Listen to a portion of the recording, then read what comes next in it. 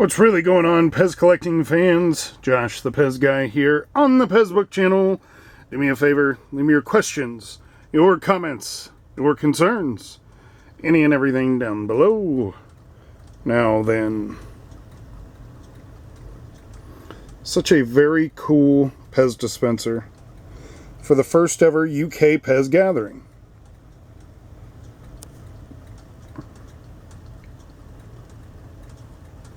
Such a cool dispenser.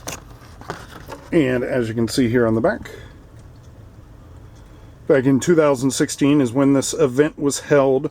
I'm pretty sure that this particular dispenser was only given out as an absentee. So you had to attend to get the actual dispenser that was given out by PEZ themselves. But this dispenser right here, this is top notch. I really enjoy this. Even though it's a fantasy dispenser and it's not released by PEZ, it shows you what PEZ collecting mind can create. It's a lot of fun. So my hat's off to Kelle, who runs the UK PEZ Gathering. Yeah, her third one will be in 2020. We'll see what that has to bring. So until next time.